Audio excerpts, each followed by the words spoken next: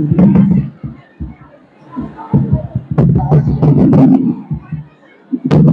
know, it is quite clear that fire, air, water, sky, and the earth are the ones with which we are made and where we end up. Are you talking about Panchtattva ki kahani, with which every organism in the universe are being made up of, and nowadays the human society are only destroying it, thereby highlighting this to you all? We are here with the Hindi drama Panchtattva ki kahani by the students of Pranavananda Vidya Mandir.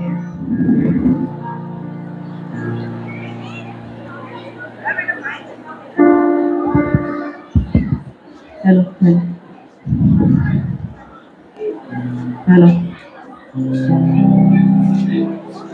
सुप्रभात, सत श्री अकाल, नमस्कार। मैं आपका खबरीलाल लेके आ गया हूँ आपके लिए चटपटी एवं मसालेदार खबरें लेकर।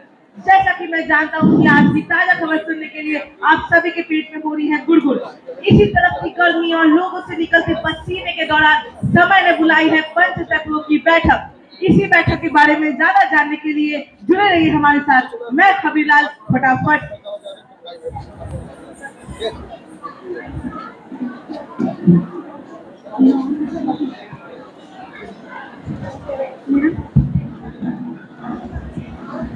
आओ आओ पृथ्वी, तुम्हारा स्वागत है।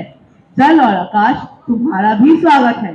आओ अग्नि वायु, तुम्हारा भी स्वागत है। अरे वाह दादा, कितना सुंदर आयोजन है, साफ सुथरा और स्वच्छ। इतने दिनों बाद ऐसी स्वच्छता देखकर हृदय खिल उठा। यह सब देखकर तो मुझे आरंभ के दिन याद आ गए, है ना पृथ्वी? देखिए ना, कितनी दुर्बल और तेजहीन हो गई हूँ मैं। जब मेरा जन्म हुआ था तब मैं सूर्य के समान तेजवान थी। हाँ हाँ पृथ्वी, तुम्हारे ताप से ही तो मेरा जन्म हुआ था। सूर्य से अलग होकर तुम्हारे ठंडे होने की प्रक्रिया में बनी भाप बादलों के रूप में आकाश में छा गई और मेरे रूप में बरस पड़ी। लेकिन तुम्हारे ताप के कारण मैं फिर से भाप बन जाता। हाँ जल, तुम्हारे अथक प्रयास की मैं सराहना करता हूँ।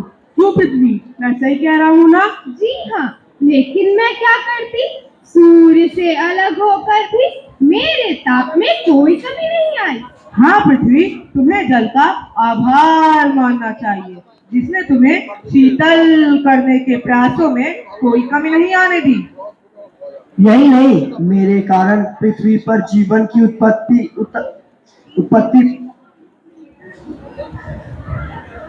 यही नहीं, मेरे कारण पृथ्वी पर जीवन की उत्पत्ति मेरे इस कार्य में अग्नि और वायु ने बहुत ही सहयोग दिया है। और कैसे?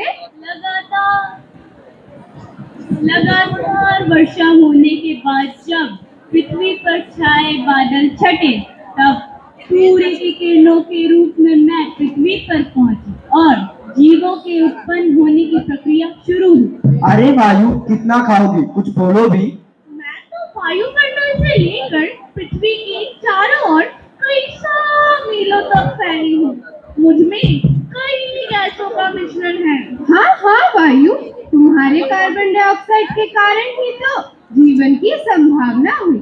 इसके अभाव में तो समुद्र जम जाते और जीवन संभव ही नहीं होता। बिल्कुल ठीक, लेकिन जीवों और वनस्पतियों के जन्म के लिए मेरे ऑक्सीजन की ही आवश्यकता थी। इसके लिए तो मुझे तुम्हें धन्यवाद देना चाहिए वायु। तुम न होती तो मुझ पर उत्पन्न जीव और वनस्पतियां जीवित ही न रह पाती। वो तो है, मैं तो लाजवाब हूँ। हाँ, मुझे आज भी याद है, जब जीवन के अंकुर पनप रहे थे तब क्लोरोफिल नामक हरा पदार्थ पैदा हुआ। यह जीवन के लिए एक आवश्यक तत्व बन गया और धीरे धीरे तुम्हारा दामन जीव जंतुओं और वनस्पतियों से भर गया। तभी तो ये पौधे इतना इतराते हैं। दादा, प्रारंभ में सब कुछ कितना सुंदर था। मैं कितनी हरी भरी थी, तब चारों ओर जंगल ही जंगल। अब देखिए कितना रंगीन हो गया है मेरा आचरण। इस विकास की सबसे विकसित कड़ी मनुष्य ही तो था।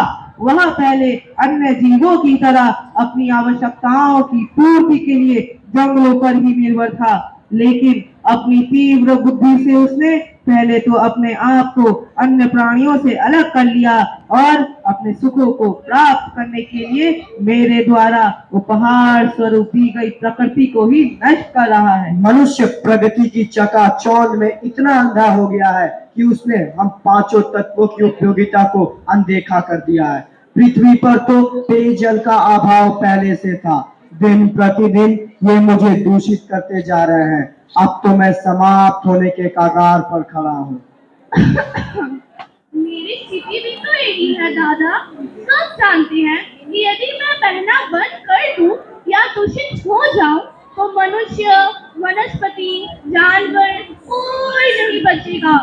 वायु का कहना एकदम सही है। जंगलों के कटने से और जहरीली गैसों से मेरी ओजोन के परत को भी नुकसान हुआ है। मेरी खोज तो मानव सभ्यता के विकास का एक महत्वपूर्ण अध्याय मानी जाती है, लेकिन निरंतर प्रगति के कारण ग्लोबल वार्मिंग हो रही है और मेरा ताप मनुष्य के लिए असह्य होता जा रहा है। आप सबका चिंतित होना स्वाभाविक है। यदि मनुष्य प्रकृति को इसी तरह नुकसान पहुंचाते रहेंगे तो यह पंच तत्व जिनके कारण मनुष्य का जन्म हुआ है वे ही उनके मृत्यु का कारण बनेंगे।